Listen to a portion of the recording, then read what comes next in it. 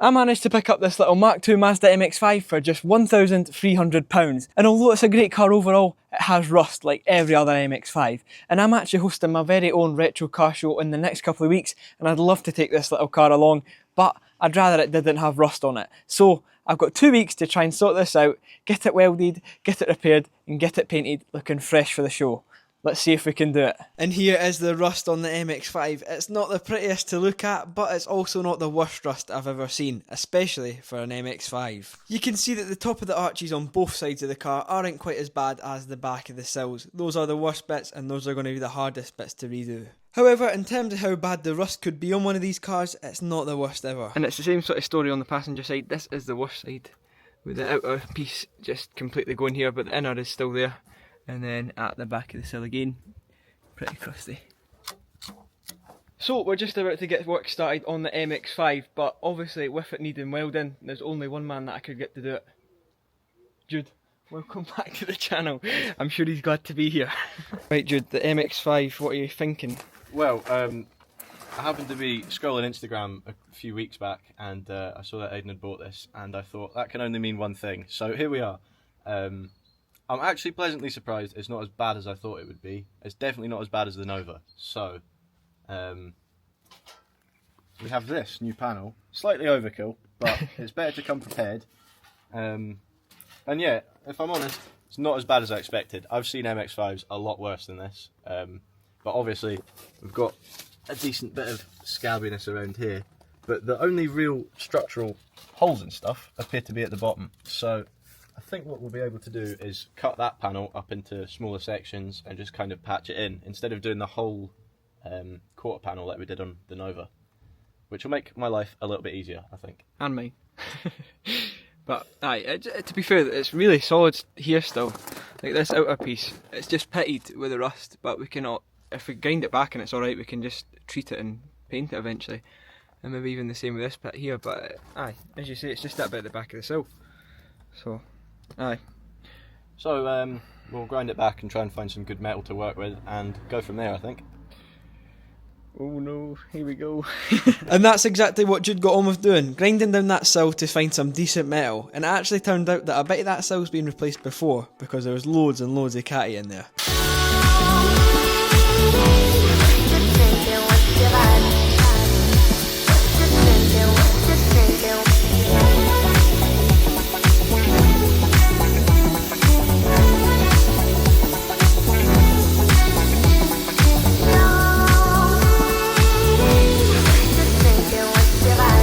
And once we had found some good metal, Jude could then take out the new replacement panel and line it up to see if it was going to cover the amount of metal that we needed. And luckily, from the quick line up, it looked like it was going to be almost bang on. He then cut up that bottom section to cover the piece on the sill.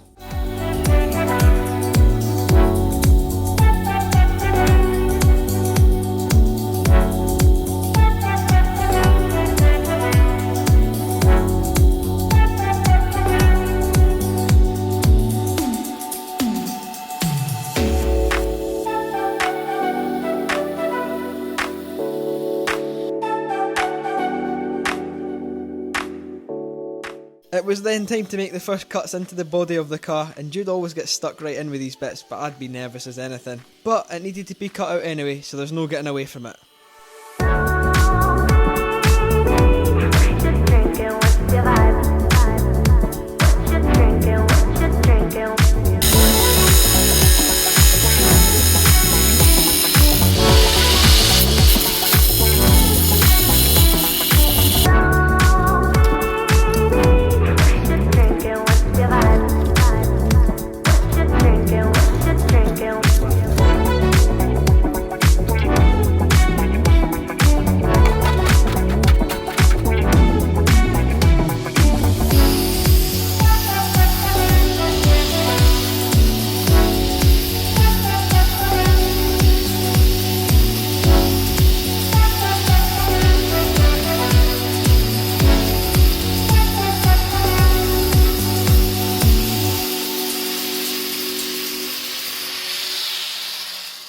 And now that the worst of that rust had been cut out, it was now time to make up a new piece for the inner part of that sill. Jude had cut out a rectangle shape from that new arch just to use as an inner piece. It's all good metal and we weren't going to use it anyway. Right, so as you can see, we have cut the bottom part off, and surprisingly there is actually some good metal all around here. So what we've done is cut this smaller section off the big piece, which will fit quite nicely on the bottom there. But what I did notice while we were cutting all that off is that this bit along here is pretty rotten, and what we'll need is a good seal around this edge so that no moisture gets in. So we're going to have to rebuild this bit. So I've cut off a little extra bit, and we're going to try and weld that on round and then flip the end up so it will butt up quite nicely to this. And we'll get a good seal, and hopefully it won't rust ever again. It's a Mazda, it will. Jude then came back the next day to start work on the passenger side and get both sides welded as well. However, it was on his own note because I was away for the day. He made some absolutely beautiful new pieces of metal to go on the car, and then we got them welded on. Jude started on that passenger side welding in that inner piece that he had made up yesterday.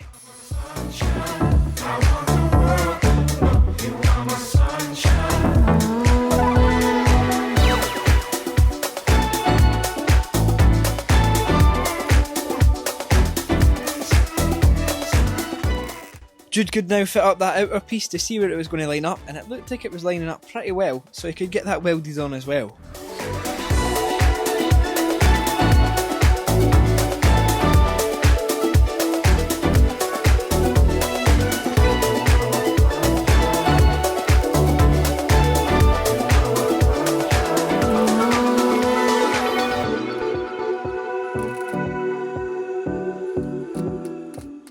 Jude's gave me a shout at the welder. I felt like this would be the best car to try it on, obviously because the Nova's needing to be precise, but we'll give this a try. Here we go.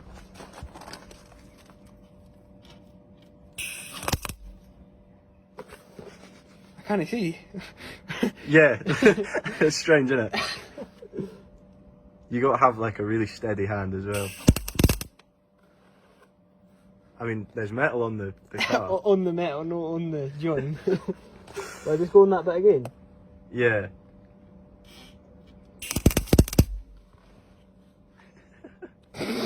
Look at the rest of them compared to that. We then thought it would be a bit more appropriate if I tried it on a bit of metal that wasn't being used. Still a wee bit fast, but yeah, it's more like it.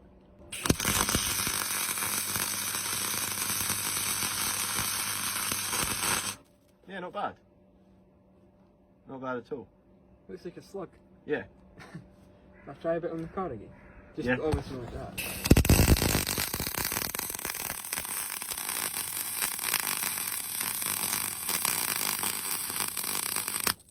Nice.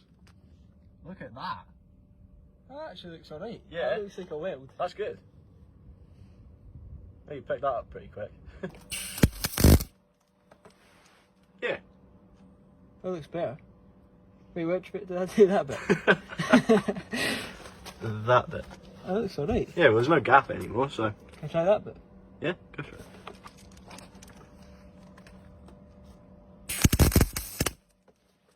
Yeah, nice. Could have went closer to the one before, but... A little bit. Alright. It's definitely better with two hands though. Yeah, for sure. You have to have like the control over it, otherwise you just end up doing that. So, do I pay you now, or? I think I pay you still for teaching me. I don't know, but you're welding. Maybe I just don't need to be here anymore. I just need the welder. Yeah. But you could be here for tuition. Right? Sure. But after that rather interesting attempt at me welding, Jude then finished up the rest of the weld on the car, and it was looking so much better. Right, it's been about a week since the welding was completed on the MX-5, and I finally got the chance to take this over to my unit now and get it all ready for paint and get it painted. So let's take it across there. We've got a wee bit of a drive to go, but we'll get along there and get it done. I can't wait, man. And that's us made it to the unit. This is the new unit, by the way. Some of you will have seen this and a lot of you won't have seen it, but it's absolutely brilliant. So we've got the MX-5 here. I think we should just get cracked on with the work because there's quite a lot to do. Right, I've got the car jacked up, I've got my sander set up, and I'm just going to attack the surface rust that was left over that didn't need to be welded. So we've got the bit on that side, and then we have a wee tiny bubble bit here on this arch. So let's get to it. So I went straight on to sanding down that surface rust with a P.1 80 grit disc on my sander. I would normally use an 80 grit disc for this, but I'd ran out just before it. I was also going right along the sills as well and onto the front wings.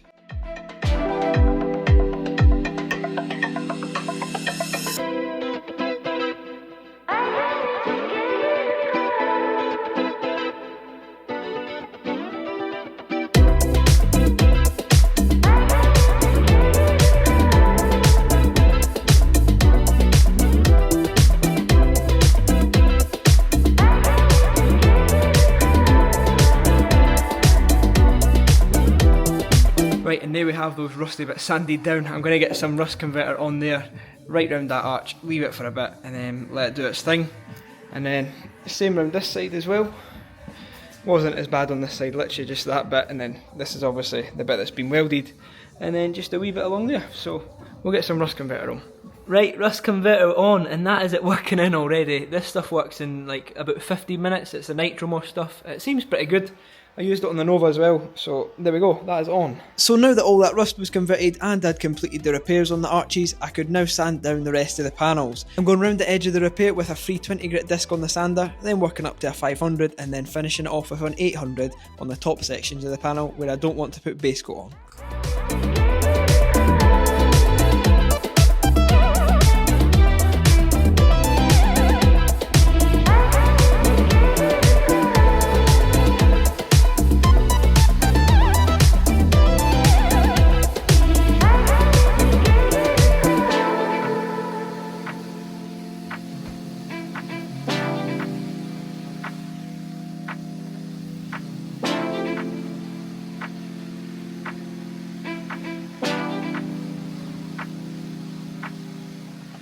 And there we have the rear quarters pretty much all rubbed down. I've still got to scotch them, but that's 180'd repaired, 320'd, 500'd and 800'd on the parts that won't need paint, like up the top of the quarters.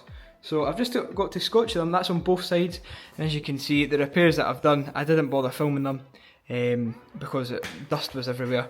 But you can see they're literally just tiny bits of filler. Yeah, it's no much, there's no much on there. And it's the same on this side as well. Obviously I had to build it up a bit on this side, on the passenger side, because that whole outer piece had been replaced. So that's feeling a lot better. There's actually a dent there as well, so that's all filled. And then that is literally the tiniest bit of filler on that pit in there. But there we go, looking much better. So I'm going to get these scotched and then I'll go along the sill and do them and stuff. Do all the nippy bits, but it's definitely getting there. And there we have it. I've just sanded down the passenger side wing as well because it really needed done. If I'm going to come along the sill and the quarter anyway, I might as well have done the wing because it was pretty bad. So I've just done the exact same as I've done with the arches, sanded it down, treated it, repaired it. And now that I'm looking at it, I don't know if I should do the door, just blend into the door. I don't know, we'll figure that out. Aye, we'll figure out if we're doing the door or not when we get closer to actually painting the car, but that's a decent bit of progress for this afternoon.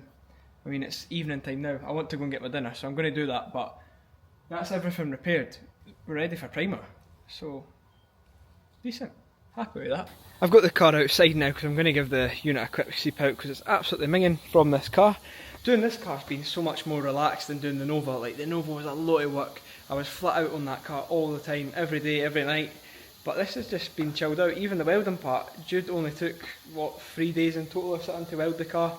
And then I've managed to get all the repair work done in an afternoon / evening. So it's been amazing, man.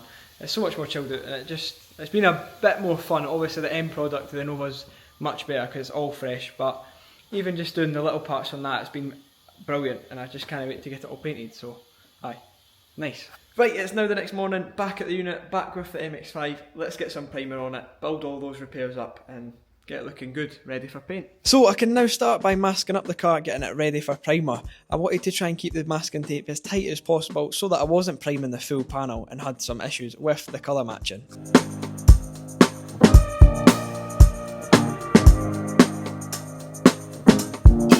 Once all of the initial masking was done, I could now pull a plastic sheet over the full car to protect the parts I don't want to get primer on.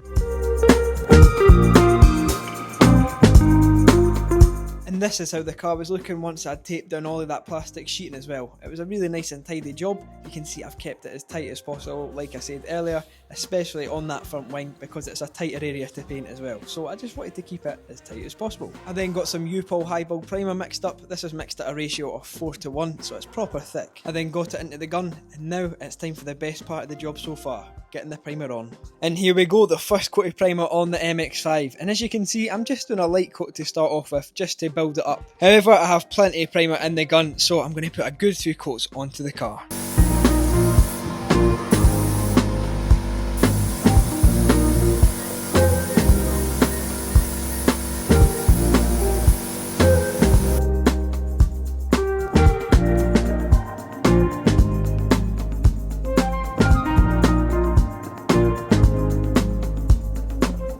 Here we have the second coat on the passenger side. I'm doing this in normal time so you can see how heavy I'm putting it onto the car.